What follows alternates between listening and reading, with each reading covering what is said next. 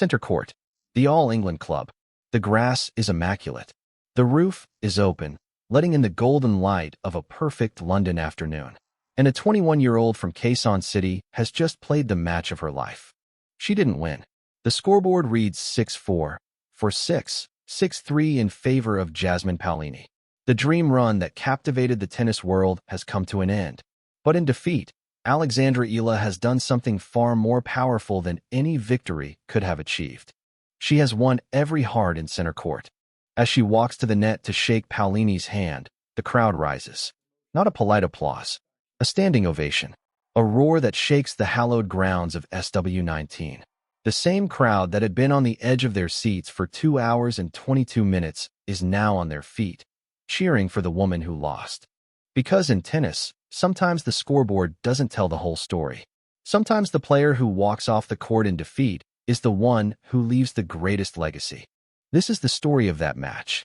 This is the story of how Alexandra Eala lost the battle but won every tennis fan's heart. Let's begin. To understand why the crowd gave Eala a standing ovation in defeat, you have to understand what she had already achieved and what she did on that court against Jasmine Paolini. Just 2 days earlier, Eala had done the unthinkable. She had beaten Iga Swiatek, the defending champion, the 6-time Grand Slam winner, on center court. She had become the first player from the Philippines to reach the 4th round of a Grand Slam in the Open era. She had made history.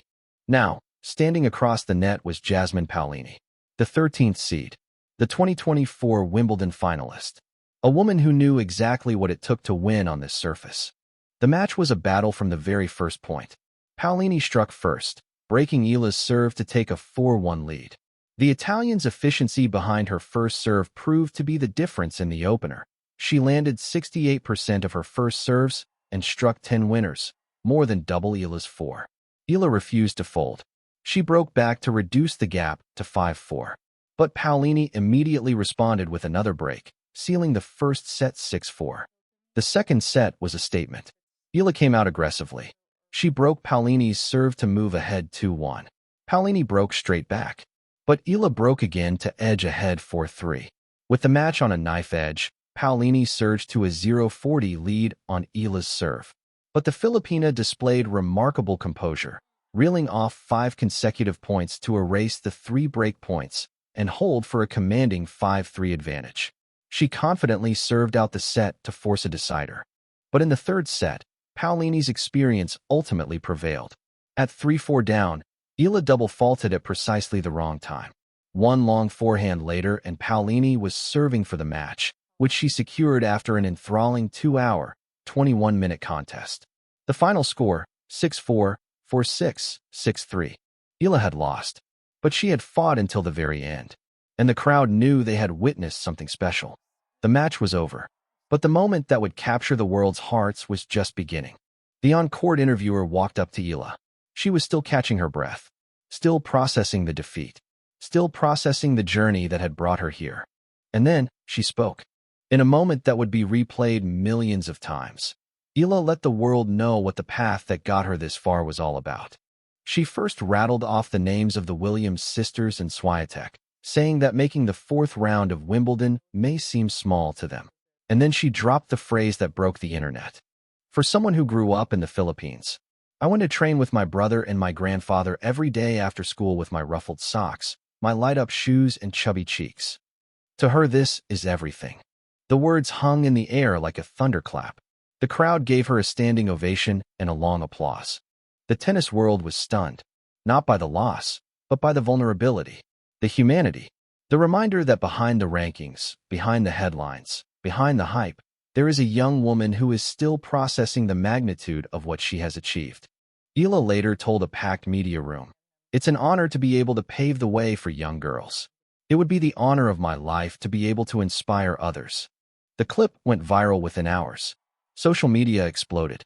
Fans around the world were moved to tears. A 21-year-old from a country with no tennis tradition had just shown the world what it truly means to be a champion, in victory and in defeat. The standing ovation from center court was not just for the match Eala had just played. It was for everything she had done over the past week, for every barrier she had broken, for every heart she had touched. The loss did not diminish Eala's historic campaign on tennis' most grandiose stage. In another trail-blazing bid, Eala became the first Filipino to reach the round of 16 in a Grand Slam singles tournament. She had unseated defending champion Iga Swiatek in straight sets on Saturday. She had made history. The crowd that had been on the edge of their seats for over 2 hours was now on their feet. They clapped. They cheered. They waved. They knew they had witnessed something that would be remembered for generations. The standing ovation was more than just applause. It was a recognition of everything Eala represented. A young woman from a country with no grass court tradition who had walked onto center court and conquered the biggest stage in tennis.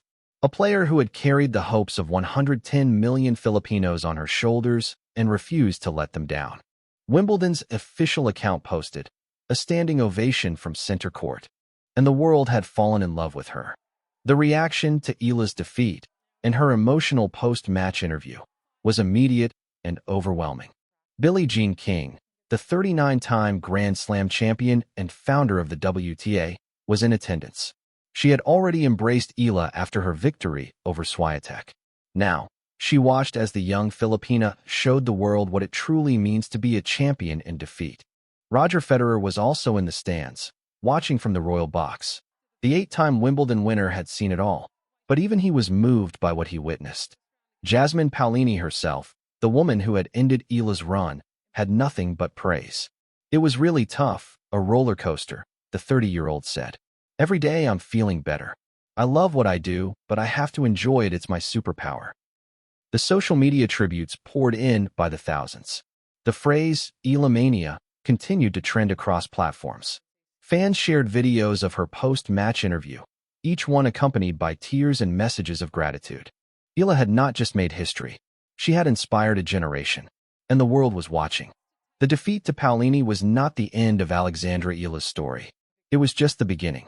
Despite the loss, Eala walked away with a career-best Wimbledon performance and prize money worth €300,000, around $24 million, for reaching the 4th round. She is projected to improve her career-best ranking of number 29 when the WTA updates its rankings. But the victory was about more than rankings and prize money. It was about belief. It was about validation. It was about showing the world that a 21-year-old from a country with no grass court tradition could conquer the biggest stage in tennis. "Because I am emotional doesn't mean I am satisfied," Eala had said after her victory over Swiatek. "Okay, next round. Let's go." She wasn't satisfied. She wanted more. And now, she had proven that she belonged among the best in the world. "I try to be as authentic as I can. I believe in being genuine. I believe in my values," she said. "So this exposure, this platform that I have, has really allowed me to self-reflect. It allows me to become the best version of myself." Eala is no longer just a tennis player. She is a movement, a symbol of hope, a symbol of what is possible when you refuse to give up. She is the newest national treasure back home, in a country that has rallied behind her like never before. The loss to Paolini was not a failure. It was a stepping stone, a reminder that even the most magical runs must come to an end, a reminder that the journey is just as important as the destination. Eala lost the match, but she won every tennis fan's heart. And that, my friends, is a victory that will last forever. And that, my friends, is how a 21-year-old from Quezon City walked on his center court, lost the match, but won the hearts of millions. She fought until the very end. She cried tears of gratitude. She dedicated her journey to the little girl with ruffled socks and light-up shoes.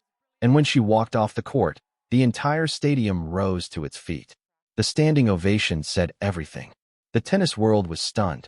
The fans were moved. And one thing is certain. Alexandra Eala has arrived. And she is just getting started. This is the rise of a phenomenon.